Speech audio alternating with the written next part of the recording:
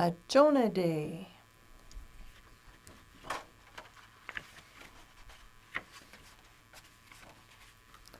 The Lord's word to Jonah came quite unexpected.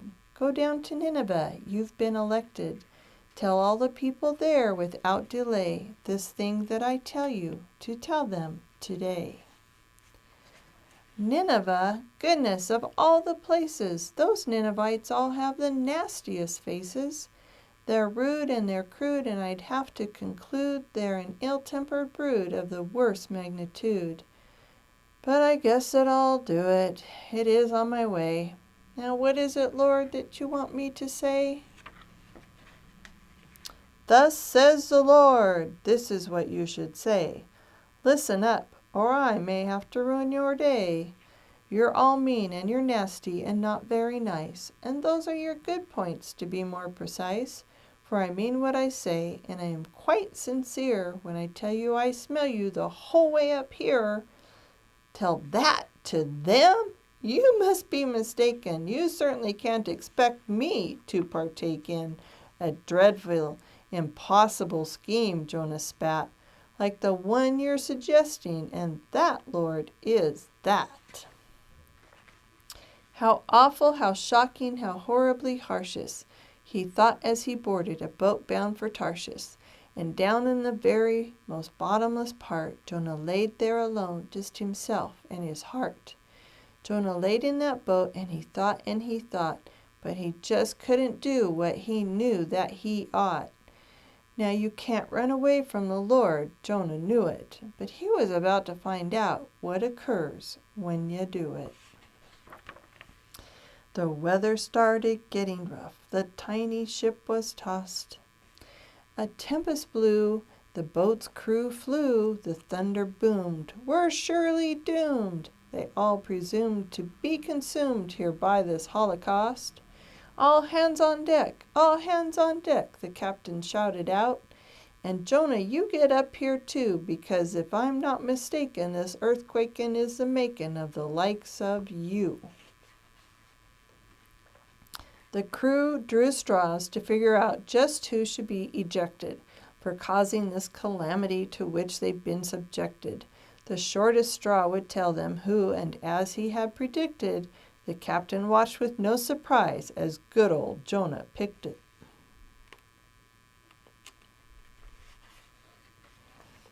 Okay, it's all my fault. Just throw me out. The storm will stop. You heard the man, let's throw him in, the sailor shouted with a grin. Yes, bon voyage and tally-ho, let's pick him up and heave him ho! Wait a minute, not so fast, the captain shouted, flabbergasted. Let's try again, let's make the shore, now grab your oars and row some more. Stroke, stroke, stroke, stroke, but they simply couldn't do it. So they threw him out into it, and all at once the thunder stopped, the sea grew calm, the sun came out. What God did Jonah so betray, to cause this startling display, where even wind and waves obey. Now deeper and deeper he found himself sinking, which prompted old Jonah to do some rethinking. "O Lord," Jonah cried, "have you left me for dead? The waves and the waters encircle my head. Barnacles clutch at my fingers and toes, and some wet wiggly thing is attached to my nose. Oh, there's nothing, I'm sure, quite so dreadful as this, except being swallowed alive by a fish. Inside of a fish! Oh, of all the places!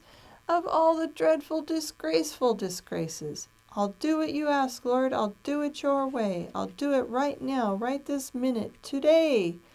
So that fish spat up Jonah right there on the beach. And the minute it did, Jonah started to preach. 40 more days, says the Lord. It's a fact. You've got 40 short days left to clean up your act. For you're mean and you're nasty and not very nice, and those are your good points, to be more precise.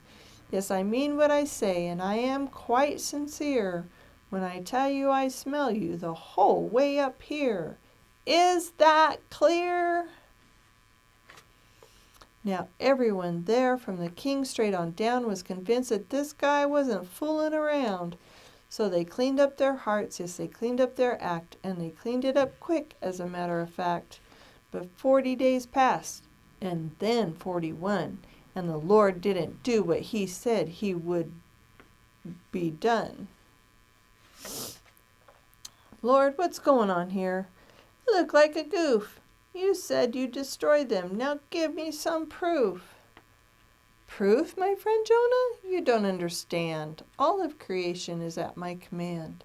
And no matter how angry or hurtful or mean, unfaithful, unworthy, or selfish you've been, I'll never reject you or turn you away, for I love you so deeply I barely can say.